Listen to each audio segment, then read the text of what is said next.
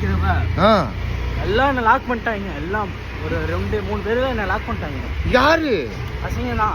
சரி. தட்டி விட்டு விஜய் தட்டி விடாது தெரியுமா படத்துல, கில்லி படத்துல. ஆமா.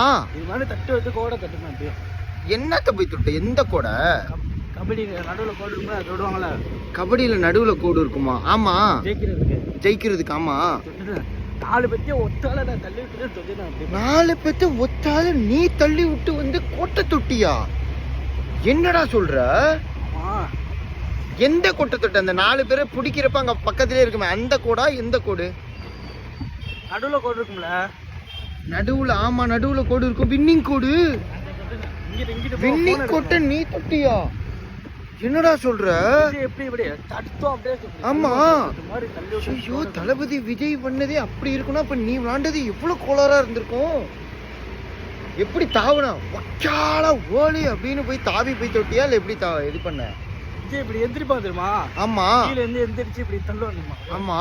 அது மாதிரி தள்ளி விட்டு போய் தப்புன்னு படுத்து கோட தொட்டணும். படுத்து கோடு தொட்டு அப்படியே ஃப்ளைட்டை பத்தியா திருசா போறதா?